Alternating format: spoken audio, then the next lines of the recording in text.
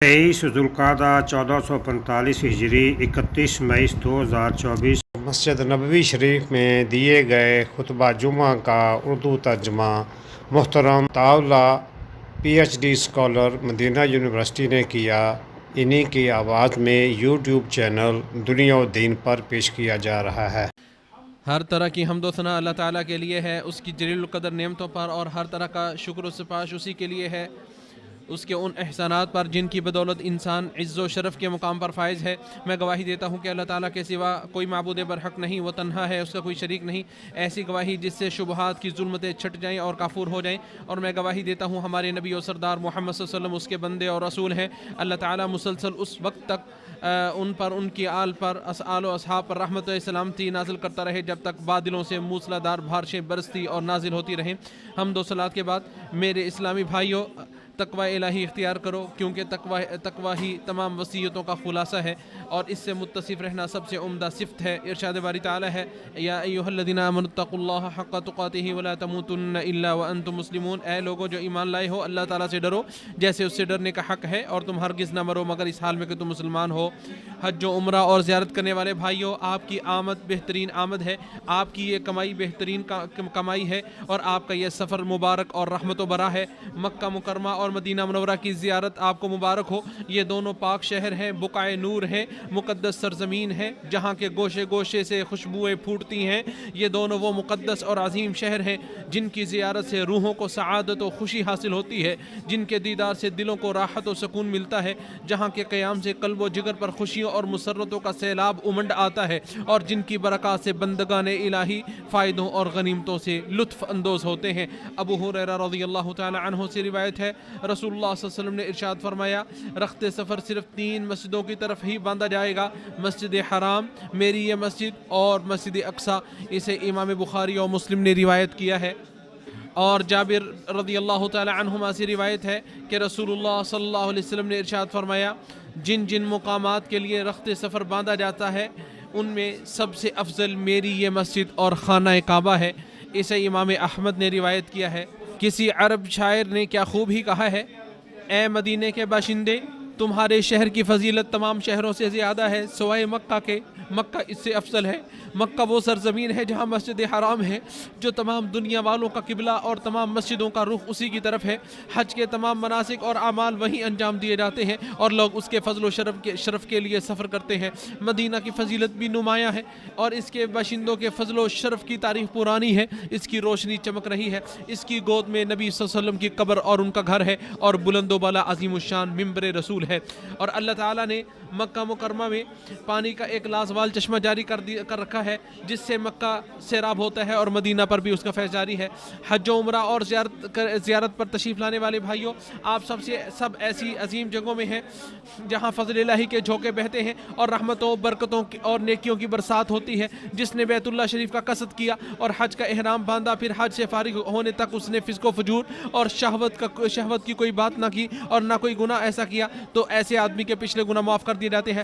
ابو ہریرہ رضی اللہ تعالیٰ عنہ سے روایت ہے، رسول اللہ صلی اللہ علیہ وسلم نے ارشاد فرمایا، جس شخص نے حج کیا اور اس نے اس دوران جماع وغیرہ، فحش گوئی اور گناہ کے کاموں سے پرہیز کیا، تو وہ حج کے بعد یوں لوٹے گا جیسے اس کی ماں نے آج ہی اسے جنم دیا، جیسے اسے امام بخاری اور مسلم نے روایت کیا ہے۔ اور ابو ہریرہ رضی اللہ تعالیٰ عنہ سے ہی روایت ہے کہ رسول اللہ صلی اللہ علیہ وسلم نے ارشاد فرمایا، ایک عمرے کے بعد دوسرا عمرہ گناہوں کا کفارہ بن جاتا ہے، اور حج مبرور کا بدلہ سوائے جنت کے کچھ نہیں۔ اسے بخاری اور مسلم نے روایت کیا ہے۔ جو عمرہ اور زیارت کرنے والے بھائیوں، حرمین شریفین کو کسی بھی طرح کے گناہ سے پاک رکھیں، ان کی حرمت کا خوب خیال رکھیں، ان کے مقام و مرتبہ کو ہمیشہ دھیان میں رکھیں، ہر اس چیز سے بچیں جو حج کے اعمال و وظائف کی خوبصورتی کو مقدر کر دے، بے جا بحث و مباحثے سے بچیں، لڑائی جھگڑا، قطع تعلقی، تفرقہ بازی سے اجتناب کریں۔ حج کو لڑائی جھگڑے اور عداوت و دشمنی کا ذریعہ مت بنائیں، اور نہ ہی اسے بےہودہ گوئی، سب و شتم، نعرے بازی اور عصبیت و فرقہ بازی کی آماج گاہ بنائیں۔ ارشاد باری تعالیٰ ہے، حج چند مہینے ہیں جو معلوم ہے، پھر ان میں جو حج فرض کر لے تو حج کے دوران نہ کوئی شہوانی فعل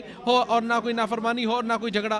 اے حج کی راہ میں نکلنے والے حاجی بھائی، احرام پہنے اور مسجد حرام کا رخ کرنے سے پہلے حج کے اعمال کا علم حاصل کیجئے۔ آپ کے ساتھ کوئی مسئلہ پیش آ جائے تو علماء سے پوچھئے، اور جاہلوں سے دریافت مت کیجئے، اور ایسے لوگوں سے بھی سوال نہ کرے جو علم اور فتویٰ کے باب میں معروف نہیں ہے۔ کتنے حاجی ایسے ہیں جو حج کرنے لگتے ہیں حالانکہ انہیں حج کے احکام کا علم نہیں ہوتا، پھر اسے صحیح طریقے سے ادا نہیں کر پاتے، کسی رکن کو को तर्क कर देते हैं या किसी शर्त को छोड़ देते हैं या किसी फ़र्ज़ को अदा नहीं करते या किसी ममनूह चीज़ का इर्तिकाब कर बैठते हैं। हालांकि अल्लाह ताला ने हाजियों और मोतमिरीन को हज उम्रा मुकम्मल तरीके से पूरा करने का हुक्म दिया है। इरशाद बारी ताला है और अल्लाह के लिए हज उम्रा को पूरा करो, यानी हज और उम्रा को उन तमाम आमाल और शराइत के साथ बगैर किसी सुस्ती और कमी कोताही के पूरा करो, हसूल रज़ाई इलाही की खातिर अदा करो। लिहाजा जब हज शुरू करें तो उसे पूरा करें, इबादत शुरू करें उसे पाए तकमील तक पहुँचाएँ। जब कोई नेक अमल करें तो उसे अच्छे तरीके से करें। ए कासिदीन मस्जिद हराम और मस्जिद नबवी, इन दोनों मुबारक खित्ते की बुनियाद खालिस तौहीद और अल्लाह की इबादत पर रखी गई है। इरशाद बारी ताला है और जब हमने इब्राहीम के लिए बैतुल्लाह की जगह मुतय्यन कर दी कि मेरे साथ किसी चीज़ को शरीक मत करो, लिहाजा रोशन ताबनाक तरीक़ा नबवी को लाजिम पकड़ें, बिदात और नई ईजाद करदा चीज़ों से बचें, ना मुर्दों के सामने झुकें, ना उनकी बाकियात से शिफा की उम्मीद रखें, ना कब्रों से तबर्रुक हासिल करें, ना उनसे शिफा तलब करें, ना कब्रों पर खाने दाने रुपए पैसे तस्बीह के मोती और कपड़े फेंकें, ना मुर्दों से मदद मांगें और ना उनसे अपनी हाजतें पूरी करवाएं, परेशानियों को दूर करने का सवाल करें, बल्कि अपनी ज़रूरतों ख्वाहिशों और दुआओं को सिर्फ़ और सिर्फ अल्लाह के सामने पेश करें।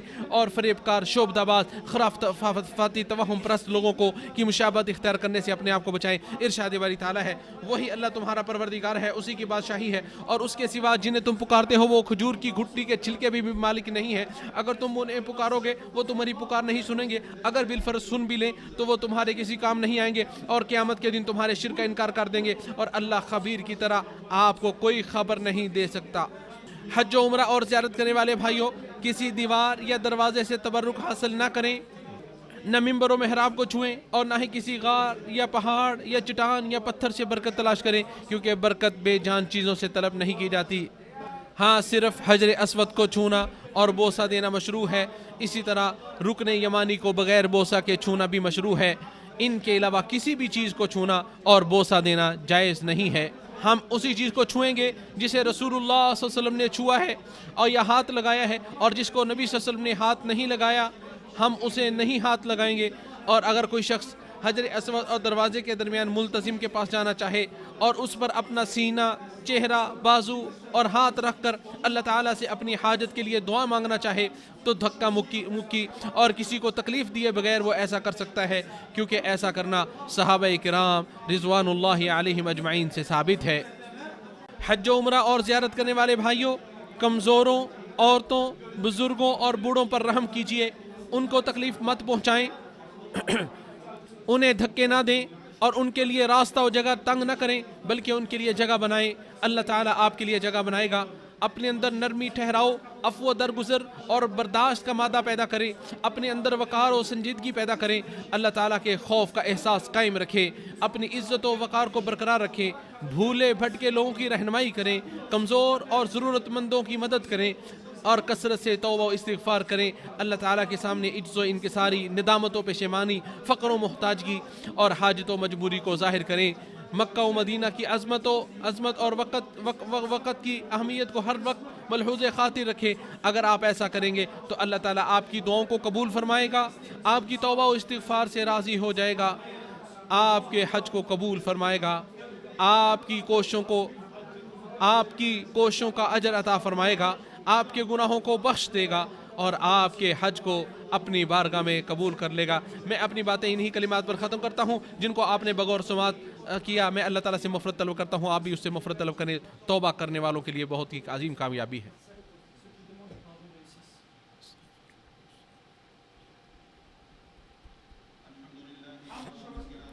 तमाम तारीफ़ें उस अल्लाह के लिए हैं जो हर उस शख्स को पनाह देता है जो उसकी मेहरबानी और लुत्फ़ करम का तलबगार होता है। मैं गवाही देता हूँ कि अल्लाह ताला के सिवा कोई माबूद बरहक नहीं, वो तन्हा है, उसका कोई शरीक नहीं। वो अपने फजल एहसान से उन लोगों को भी शिफा बख्शता है जो अपनी बीमारियों के इलाज से मायूस हो चुके होते हैं। और मैं गवाही देता हूँ हमारे नबी और सरदार मोहम्मद सल्लल्लाहु अलैहि वसल्लम उसके बंदे और रसूल हैं। जो उनकी पैरवी करेगा वो राह हिदायत पर होगा और जो नाफरमानी करेगा वही हलाकत और बर्बादी की खाई में जा गिरेगा। अल्लाह ताला आप सल्लल्लाहु अलैहि वसल्लम पर, आपकी आलो और असहाब पर मुसलसल दुरूद व सलाम नाज़िल फरमाता रहे। हम्द व सलात के बाद मेरे इस्लामी भाइयों, अल्लाह ताला से डरते रहो, उसकी निगरानी का एहसास अपने दिल में कायम रखो, उसकी इताअत करो और उसकी मासियत से बचे रहो। इरशाद बारी ताला है, ए ईमान वालों, अल्लाह ताला से डरो और सच बोलने वालों के साथ हो जाओ। मुसलमानों, اللہ تعالیٰ کا فضل و کرم ہے، حرمین شریفین کو خادم حرمین شریفین اور ان کے ولی عہد کی طرف سے عمدہ نگرانی، ہر درجہ اہتمام اور مکمل خدمات حاصل ہو رہی ہیں۔ چنانچہ حاجیوں کی صحت و سلامتی اور راحت و آرام کے لیے بڑے پیمانے پر کوششیں کی جا رہی ہیں۔ بڑی تعداد میں فوجیوں اور دیگر کارکنوں کو متعین کیا گیا ہے۔ مکہ و مدینہ نے تعمیر و ترقی کی وہ سطح حاصل کر لی ہے جس کی نظیر و مثیل گزشتہ ادوار اور تاریخ میں نہیں ملتی۔ بے شک یہ ساری ترقیاں ایک حکیمانہ قیادت و حکومت، مستحکم امن و امان، عمومی عدل و انصاف اور بے پایاں خیر و بھلائی کے زیر سایہ وجود میں آئی ہیں۔ لوگ اس کے فضل و احسان کے چشموں اور آبشاروں سے اپنا اپنا حصہ لیتے ہیں اور اعتراف کرتے ہیں۔ مصلحت عامہ اور شرعی پالیسی اس بات کا تقاضا کرتی ہے کہ ہر سال حاجیوں کی تعداد محدود ہو تاکہ ہجوم و بھیڑ بھاڑ کے نقصانات اور حج کے دوران افراتفری، انتشار اور خلفشار کو روکا جا سکے۔ لہٰذا بلا اجازت نامہ حج نہ کریں، اور جو شخص سرکاری معتمد اداروں سے حج کا اجازت نامہ حاصل نہ کر پائے تو وہ حج کو مؤخر کر دے اور وہ معذور ہوگا یہاں تک جب تک وہ اپنا اجازت نامہ حاصل نہیں کر لیتا۔ تو اے وہ لوگوں جو قانون کی مخالفت کرتے ہو، حرام کام کا ارتکاب کرتے ہو، میقات اور چیک پوسٹ پر لباس احرام کے بغیر گزر جاتے ہو، آخر یہ کون سا حج ہے جس کا تم ارادہ رکھتے ہو؟ کون سا ثواب ہے؟ یہ کون سی نیکی تم کر رہے ہو؟ لہٰذا ان غلط اور قابل مذمت امور سے باز رہو اور کمزور و لچر پوچھ ہیل و بہانوں سے بچے رہو۔ اگر غور و فکر اور بصیرت کی نگاہ دوڑاؤ گے تو تمہیں اس قرار و فیصلے کی حکمتیں سمجھ میں آ جائیں گی اور اس کے فوائد و آثار نظر آنے لگیں گے۔ راہ راست دکھانے والے، مخلوق کی سفارش کرنے والے احمد مصطفیٰ صلی اللہ علیہ وسلم سب کثرت سے ان پر درود و سلام پڑھیں، کیونکہ جو ان پر ایک بار درود و سلام پڑھتا ہے اللہ تعالیٰ اس پر 10 رحمتیں نازل فرمائے گا۔ اے اللہ ہمارے نبی سردار محمد صلی اللہ علیہ وسلم پر درود و سلام نازل فرما۔ اے اللہ تو ہدایت یافتہ ائمہ خلفائے راشدین ابو بکر عمر عثمان و علی ان کے علاوہ تمام آل و اصحاب سب سے راضی ہو جا اور ان کے ساتھ ساتھ ہم سے بھی راضی ہو جا۔ اے کریم اور بہت زیادہ عطا کرنے والے، اے اللہ اسلام و مسلمانوں کو غلبہ عطا فرما، شرک و مشرکین کو ذلیل و رسوا فرما، دین کے دشمنوں کو تباہ و برباد فرما، تمام مسلم ممالک اور ہمارے مملکت سعودی عرب کو سازش کے خلاف سازش کرنے والوں کی سازش، مکر و فریب کرنے والوں کے مکر و فریب اور بغض و حسد کر رکھنے والوں کے بغض و حسد سے محفوظ فرما۔ اے تمام جہانوں کے پالن ہار، اے ہمارے پروردگار تو اس ملک کو امن و امان کا گہوارہ بنا دے۔ اے ہمارے پروردگار تو اس ملک کو امن و امان کا گہوارہ بنا دے۔ اے اللہ تو ہمارے ملک کے سرحدوں پر متعین ہمارے فوجوں کی حفاظت فرما۔ اے اللہ تو ان کے مرنے والے شہداء کو قبول فرما، ان کے زخمیوں کی اللہ پر احسان کر انہیں شفا یاب فرما، انہیں صحیح سلامت اپنے اہل و یار میں واپس لوٹا دے۔ اے اللہ ہمارے پیشوا خادم حرمین شریفین کو اپنے پسندیدہ کاموں کی توفیق عطا فرما، نیکی و تقوی کے کاموں کی توفیق عطا فرما۔ اے اللہ تمام جہانوں کے پالن ہار انہیں اور ان کے ولی عہد کو اسلام کی تقویت اور مسلمانوں کے اصلاح کے کام سر انجام دینے کی توفیق عطا فرما۔ اے اللہ ہمارے بیماروں کو شفا یاب فرما، مصیبت زدہ لوگوں کو عافیت عطا فرما، ہمارے فوت شدگان کی مغفرت فرما اور دشمنوں کے خلاف ہماری مدد فرما۔ اے تمام جہانوں کے پالن ہار، اے اللہ تو حاجیوں کے حج اور ان کی سعی و کوشش کو قبول فرما۔ اے اللہ ان کی اطاعتوں کو قبول فرما، انہیں پاک صاف بنا دے، ان کے درجات کو بلند فرما، انہیں اپنے اہل و عیال کے پاس پوری سلامتی اور فائدے کے ساتھ واپس لوٹا۔ اے تمام جہانوں کے پالن ہار، اے اللہ تو فلسطین میں ظالموں، سرکشوں، ناجائز قبضہ جمانے والوں کے خلاف ہمارے بھائیوں کی مدد فرما۔ اے اللہ مسجد اقصیٰ کو غاصبین یہودیوں کی نجاست سے پاک کر دے۔ غزہ اور رفح میں ہمارے لوگوں کی مدد فرما، ان پر رحم فرما، ان کے نقصانات کی تلافی کر دے، ان کے ٹوٹے